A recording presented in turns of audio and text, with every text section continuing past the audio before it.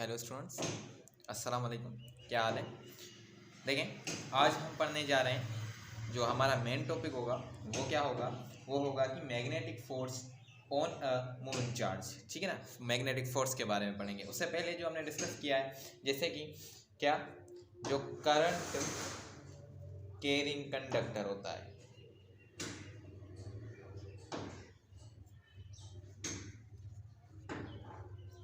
उसके सराउंडिंग क्या होती है? Magnetic field. उसके सराउंडिंग में मैग्नेटिक फील्ड होती है। और वो मैग्नेटिक फील्ड हमने देखा है, वो मैग्नेटिक फील्ड क्या होती है? वो मैग्नेटिक फील्ड जो होती है वो होती है सर्कुलर। वो मैग्नेटिक फील्ड क्या होती है? सर्कुलर।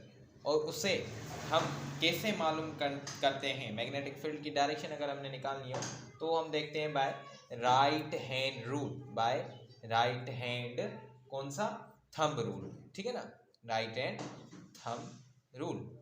इसके जरिए हम मैग्नेटिक फील्ड की क्या निकालते हैं? डायरेक्शन निकालते हैं। क्लियर?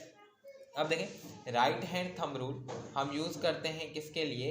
ये हम यूज़ करते हैं for conventional current. For conventional current. Conventional current का मतलब क्या हुआ कि इसमें क्या होंगे? प्रोटॉन के बारे में, इलेक्ट्रॉन का डिस्कशन नहीं है किसमें? राइट हैंड थंब रूल में। क्लियर नहीं आ रही क्या वीडियो? एक मिनट।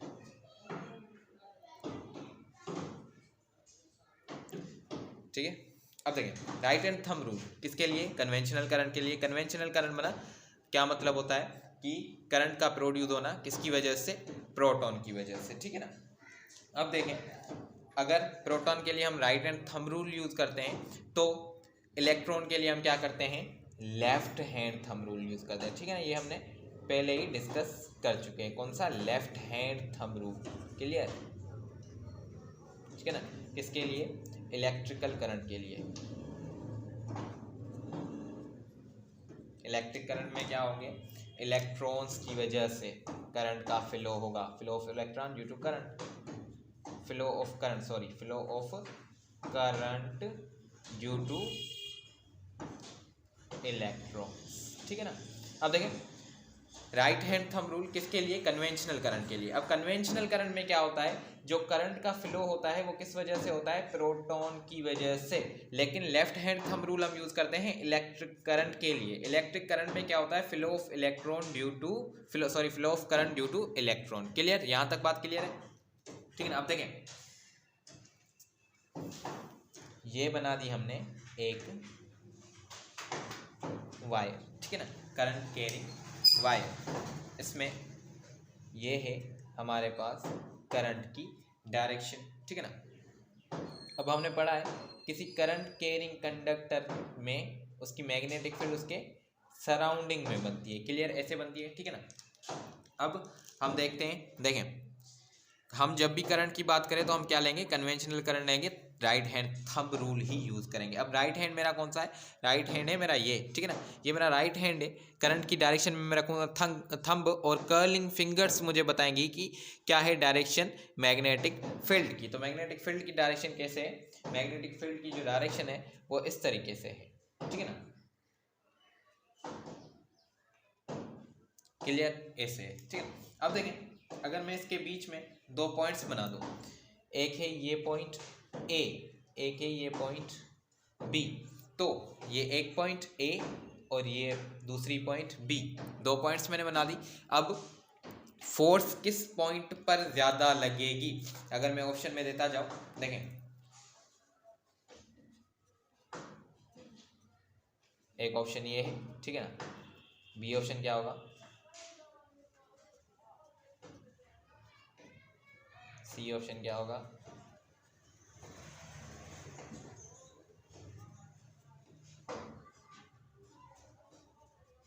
ठीक है ना। अब मैं अगर आपसे पूछूं किस पॉइंट पर फोर्स ज़्यादा लग रही है या दोनों पॉइंट्स पर फोर्स इक्वल लग रही है, तो आपका जवाब क्या होगा? देखें, जो पॉइंट नज़दीक होगी, क्या, जो पॉइंट नज़दीक होगी, नज़दीक वाली पॉइंट कौन सी है? ए पॉइंट। ठीक है ना। बी पॉइंट जो है थोड़ा दूर है उस वायर से। ठीक है ना।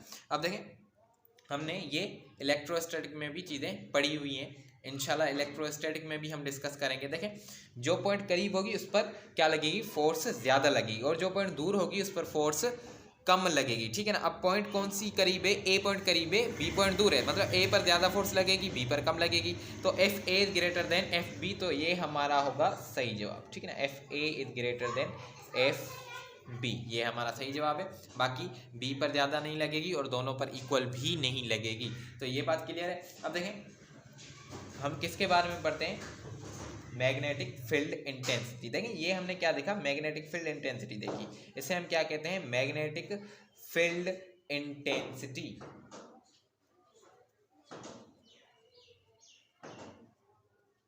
कि मैग्नेटिक फील्ड इंटेंसिटी किस पॉइंट पर ज़्यादा होगी, फोर्स किस पॉइंट पर ज़्यादा लग रही है, ए, इसका मतलब मैग्नेटिक फील्ड इंटेंसिटी किस पॉइंट पर ज़्यादा है, ए पॉइंट पर, ठीक है ना, क्लियर है। अब देखें मैग्नेटिक फील्ड इंटेंसिटी को हम दूसरा नाम क्या देते हैं, जिसको हम डेनोट करते हैं बी से, इसे हम मैग्नेटिक फील्ड इंटेंसिटी भी कहते हैं, इसे हम क्या कहते हैं, मैग्नेटिक फ्लक्स डेंसिटी भी कहते हैं, मैग्नेटिक फील्ड इंटेंसिटी,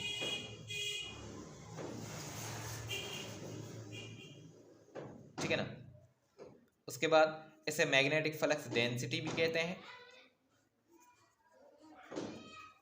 आगे चलकर पढ़ेंगे तो इन टर्म्स में कुछ ना कुछ फर्क आपको नजर आएगा, ठीक है ना।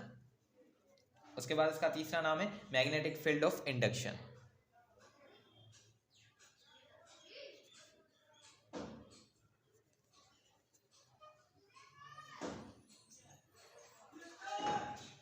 बात क्लियर हो रही है, ठीक है ना। अब ये जो है मैग्नेटिक फील्ड इंटेंसिटी या मैग्नेटिक फ्लक्स डेंसिटी, ये कौन सी क्वांटिटी है, ये है एक वेक्टर क्वांटिटी। देखें ये एरो शो कर रहे हैं, ये एरो जब भी किसी अल्फ़ाबेट के ऊपर होती है तो हम क्या कहते हैं, ये कौन सी क्वांटिटी है, वेक्टर क्वांटिटी। वेक्टर क्वांटिटी तो इसका मतलब इसके पास मैग्नीट्यूड प्लस डायरेक्शन दोनों होंगी, अगर स्केलर होती तो इसके पास डायरेक्शन ना होती, ठीक है ना। तो ये हमारे पास क्या है, वेक्टर क्वांटिटी, ठीक है। अब देखें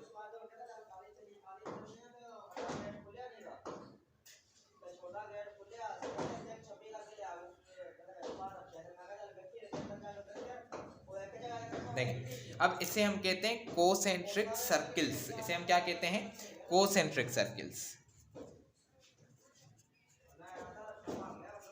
कोसेंट्रिक सर्किल क्या क्या मतलब है, कोसेंट्रिक सर्किल का मतलब है कि जिसका सेंटर क्या हो, कॉमन।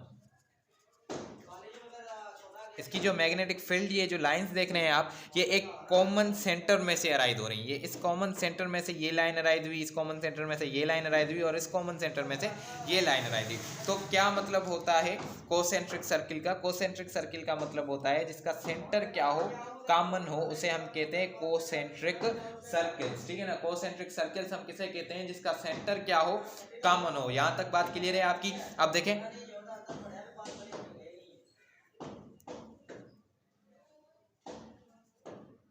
और ये एक साउथ पोल एक नॉर्थ पोल, ठीक है ना, हमने पीछे पढ़ा है, ठीक है ना। इससे पहले वाले लेक्चर्स में ये चीजें हमने डिस्कस की हुई हैं। अब देखें हमने क्या पढ़ा है कि कहां से मैग्नेटिक फील्ड लाइंस आउटसाइड जाती हैं और कहां से इनसाइड, ये चीजें हम पहले भी डिस्कस कर चुके हैं, ठीक है ना। दोबारा से इसको एक बार फिर से एक्सप्लेन कर देता हूं ताकि आपको ये चीजें याद रहें, ठीक है ना। अब इनसाइड मैग्नेटिक फील्ड लाइंस क्या होंगी, क्या बताएगा, इनसाइड मैग्नेटिक फील्ड लाइंस क्या होंगी, साउथ टू नॉर्थ, और आउटसाइड किस तरफ जा रही हैं, north to south. Outside north to south और इनसाइड साउथ टू नॉर्थ, ठीक है ना। तो हमने क्या देखा कि जो मैग्नेटिक फील्ड लाइंस हैं क्या है, मैग्नेटिक लाइंस ऑफ फोर्स, ये क्या हो रही हैं, देखें ये क्या होती हैं, कंटिन्यूअस होती हैं, ठीक है ना, कंटिन्यूअस होती है, कहीं पर एंडिंग नहीं है, कंटिन्यूअस है, कहीं पर भी खत्म नहीं होगी। जबकि जो हमने पढ़ा है कि जो इलेक्ट्रिक लाइंस ऑफ फोर्स होती हैं, इलेक्ट्रिक लाइंस ऑफ फोर्स वो क्या होती हैं, वो कंटिन्यूअस नहीं होती, नॉन कंटिन्यूअस होती हैं, एंडिंग होती हैं, एंड हो जाती हैं, ठीक है ना। जबकि ये क्या होती है, ये एंड नहीं होती। इनसाइड क्या होता है, inside magnetic lines of force क्या होती हैं, south to north, inside south to north. और आउटसाइड क्या होती है, आउटसाइड होती है, आउटसाइड नॉर्थ टू साउथ, ठीक है ना। ये हो गई आउटसाइड और वो हो गई इनसाइड। यहाँ तक बात क्लियर है। अब अगला हमारा टॉपिक कौन सा है, अगला हमारा जो टॉपिक है वो है force on a moving charge. देखें, करंट कैरिंग कंडक्टर के सराउंडिंग में क्या होती है, मैग्नेटिक फील्ड होती है। और वो मैग्नेटिक फील्ड क्या होती है, सर्कुलर होती है। उस मैग्नेटिक फील्ड जो सर्कुलर होती है उसको हम मालूम करने के लिए कौन सा हैंड यूज करते हैं, राइट हैंड थंब रूल। याद रहे, राइट हैंड थंब रूल हम कन्वेंशनल करंट के लिए यूज करते हैं। कन्वेंशनल करंट का क्या मतलब, फ्लो ऑफ करंट, जो फ्लो ऑफ करंट होता है वो किसकी वजह से होता है, प्रोटॉन्स की वजह से होता है, ठीक है ना। अब लेफ्ट हैंड थंब रूल हम किसके लिए यूज करते हैं, इलेक्ट्रिक करंट के लिए। देखें, राइट हैंड किसके लिए, कन्वेंशनल के लिए, लेफ्ट हैंड किसके लिए, इलेक्ट्रिक करंट के लिए। अब इलेक्ट्रिक करंट में क्या होता है, फ्लो ऑफ करंट जो होता है वो किसके लिए होता है, किसकी वजह से होता है, इलेक्ट्रॉन्स की वजह से होता है। अब देखिए, ये एक क्या है, वायर है जिसमें करंट फ्लो कर रहा है, इसके सराउंडिंग क्या बन रही है, मैग्नेटिक फील्ड बन रही है। अब एक पॉइंट है ए, एक पॉइंट है बी, किस पॉइंट पर फोर्स ज़्यादा लगेगी, पॉइंट ए पर फोर्स ज़्यादा लगेगी पॉइंट बी से। Force A at point A is greater than force B, ठीक है ना। बी पॉइंट पर फोर्स कम लगेगी और ए पॉइंट पर फोर्स क्या लगेगी, ज़्यादा। इस चीज़ को हम कहते हैं क्या है, इस चीज़ को हम कहते हैं मैग्नेटिक फील्ड इंटेंसिटी या मैग्नेटिक फ्लक्स डेंसिटी या मैग्नेटिक फील्ड ऑफ इंडक्शन, जिसे हम शो करते हैं बी के साथ। बी क्या है, वेक्टर क्वांटिटी हमारे पास। वेक्टर का मतलब होता है मैग्नीट्यूड हो और क्या हो, डायरेक्शन हो। देखें, कोसेंट्रिक का क्या मतलब है, जिसका कॉमन सेंटर हो, एक सेंटर में से ही बाकी लाइंस क्या हो रही हो, अराइज, उसे हम कहते हैं क्या, कोसेंट्रिक, ठीक है ना। अब देखें, मैग्नेटिक लाइंस ऑफ फोर्स क्या होती है, कंटिन्यूस, जबकि इलेक्ट्रिक लाइंस ऑफ फोर्स क्या होती है, नॉन कंटिन्यूस, एंडिंग होती है, एंड हो जाती है। जबकि magnetic lines of force and नहीं होती। आउटसाइड कहाँ से कहाँ होती है, नॉर्थ टू साउथ, और इनसाइड क्या होती है, साउथ टू नॉर्थ, ठीक है। अब देखें, ये हमने जो बी डिस्कस किया है, इसके अगर हम यूनिट डिस्कस कर लें, यूनिट ऑफ बी, इसके यूनिट क्या होंगे, इसके यूनिट होंगे, एक तो होगा टेस्ला, ठीक है ना, और दूसरा इसका यूनिट होगा वेबर पर मीटर स्क्वायर, और तीसरा इसका यूनिट होगा Newton per ampere per metre. ये तीन इसके यूनिट्स हैं, weber per metre square, tesla और newton per ampere per metre. ये तीनों इसके क्या हैं, यूनिट्स हैं। यहाँ तक बात क्लियर है आपकी। अब जो है इसी लेक्चर में जो है हम दूसरा कवर नहीं कर पाएंगे क्योंकि इतनी स्पेस नहीं है। जो हमारा दूसरा टॉपिक है force on a moving charge, तो वो हम इससे अगले लेक्चर में कवर करेंगे, ठीक है।